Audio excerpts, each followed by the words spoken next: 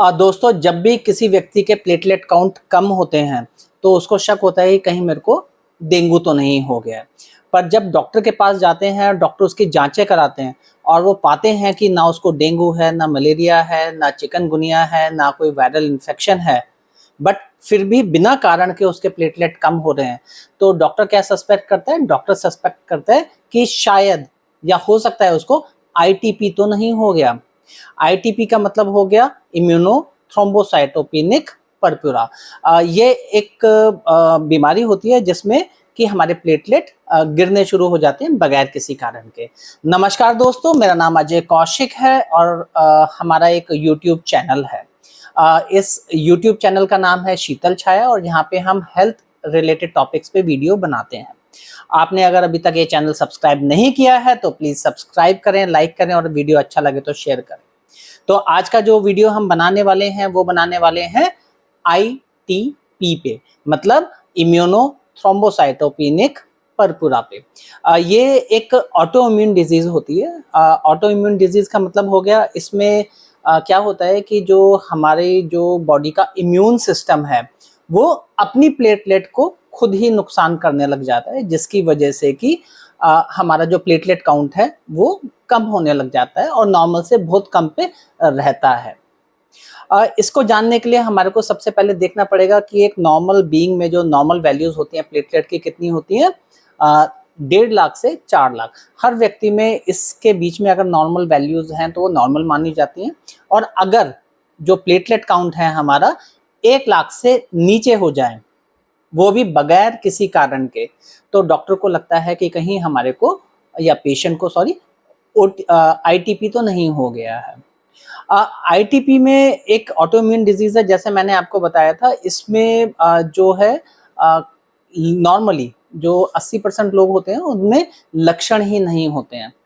मतलब कि अगर किसी को आईटीपी है तो उसको पता ही नहीं चलेगा जब तक कि वो अपना सीबीसी काउंट नहीं कराएगा।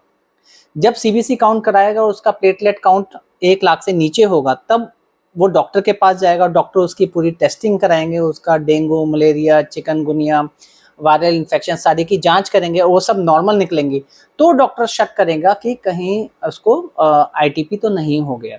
अगर हम लक्षण की बात करेंगे तो ज़्यादातर लोगों में लक्षण ही नहीं होते हैं। 80% लोगों में लक्षण होते ही नहीं है आईटीपी के, बट 20% पे वो क्रोनिक आईटीपी में हो जाता है। उसमें लक्षण आने लग जाते हैं जब प्लेटलेट काउंट ज़्यादा कम हो जाती है। उसमें पेशेंट को क्या होगा, जैसे हमने बताया था कि स्किन पे परपुरा हो जाएंगे, है ना। लाल रंग के चकत्ते से पड़ने लग जाते हैं स्किन के ऊपर। उसके अलावा हमारी दांतों में से ब्लीडिंग शुरू हो सकती है और हमारे लैट्रिन में खून आ सकता है, पेशाब में खून आ सकता है, इंटरनल ब्लीडिंग हो सकती है। तो ये सारी क्योंकि प्लेटलेट हमारे लिए सबसे ज़रूरी किसके लिए होती है, वो होती है खून को जमाने के लिए। जब प्लेटलेट का काउंट कम हो जाता है तो खून का रिसाव कहीं से भी हो सकता है। तो जो एक्यूट केसेस होते हैं जहाँ पे प्लेटलेट काउंट बहुत ज़्यादा कम हो जाती है, वहाँ पे चांसेस होते हैं कि ब्लीडिंग हो जाए, तो वो एक सीरियस प्रॉब्लम हो जाती है। जो आईटीपी के जो डॉक्टर होते हैं उनको क्या बोलते हैं? हेमेटोलॉजिस्ट। हेमेटोलॉजिस्ट डॉक्टर एक ऐसे डॉक्टर होते हैं जो सिर्फ खून संबंधी बीमारियों को देखते हैं। वो ही राइट डॉक्टर हैं आईटीपी की बीमारी की ट्रीटमेंट के लिए। अगर हम वैसे देखेंगे जो कि जांच कैसे पता चलती है कि आईटीपी की कौन कौन सी जांचें होती हैं, तो पहली जांच जो आईटीपी के लिए कराते हैं डॉक्टर्स वो होती है सीबीसी, कंप्लीट ब्लड काउंट। उसके अंदर ही हमारे को प्लेटलेट काउंट पता चल जाते हैं। अगर प्लेटलेट काउंट कम है तो वो इंडिकेट कर सकता है बिगर किसी कारण के। अगर प्लेटलेट काउंट कम है तो इसका मतलब आईटीपी हो सकता है। उसके अलावा पीएस करवाते हैं। पीएस होता है पेरिफेरल स्मीयर, जिसमें कि खून की एक परत स्लाइड के ऊपर लगाई जाती है और उसको माइक्रोस्कोप में देखा जाता है। उसमें क्या देखा जाता है? उसमें प्लेटलेट का साइज और उसका काउंट उसमें मेजर किया जाता है कि कहीं वो उनका साइज खराब तो नहीं है, कहीं उनकी क्वालिटी खराब तो नहीं हो रही, कहीं वो टूट तो नहीं रखे प्लेटलेट, तो उसमें पता चलता है। उसके अलावा बोन मैरो टेस्ट किया जाता है। बोन मैरो में क्या किया जाता है कि बोन मैरो से देखा जाता है कि वहाँ पे सारी जो हमारी खून की प्रोडक्शन है वो ठीक ठाक है या नहीं है। लोगों के मन में एक बहुत प्रश्न आता है, ज़रूरी प्रश्न आता है जो एक गलत प्रश्न है कि कहीं आईटीपी किसी तरह का कैंसर तो नहीं है? तो आपकी जानकारी के लिए कि जो आईटीपी होता है ये कैंसर बिल्कुल नहीं है, क्योंकि इसके अंदर खून बिल्कुल बन रहा है, कोई प्रॉब्लम नहीं है, बट ऑटो इम्यून डिजीज़ की वजह से जो हमारी इम्यूनिटी है वो प्लेटलेट का नुकसान कर रही है, जिससे कि हमारी प्लेटलेट नॉर्मल रेंज में नहीं आ पा सकती।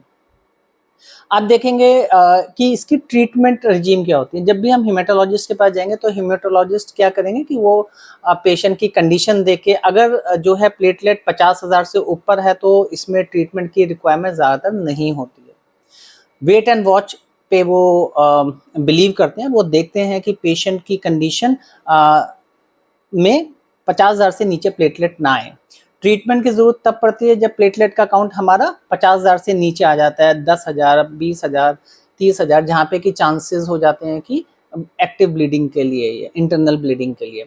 तो वहाँ पे जो ट्रीटमेंट रिजीम की जाएँगे तो उसमें क्या होता है कि सबसे पहले तो आपका स्टीरॉयड की थेरेपी देते हैं, उसके अलावा जो है इम्यूनोथेरेपी देते हैं, इम्यूनोग्लोबिन देते हैं और तीसरी चीज़ जो है अगर ज़्यादा कम हो जाए तो प्लेटलेट सीधा पेशेंट को चढ़ा देते हैं, जिससे कि उसका प्लेटलेट काउंट एक नॉर्मल रेंज में आ जाए। इसके अलावा आपके मन में कोई भी प्रश्न हो आईटीपी के बारे में, क्योंकि आईटीपी आज कल क्या है कि अवेयरनेस हो गई है, लोग अपने टेस्ट रेगुलर बेसिस पे करा रहे हैं, तो वो थोड़ा-सा ज़्यादा दिखने को मिल रहा है। तो आपके मन में कोई भी प्रश्न हो आईटीपी के बारे में, आप बिल्कुल इनबॉक्स में लिखें, हम अपने कंसल्टिंग डॉक्टर से बात करके उसके ऊपर ज़रूर जवाब देंगे। और आपको हमारा वीडियो कैसा लगा, वो कमेंट सेक्शन में जल्दी बताएँ। Thank you.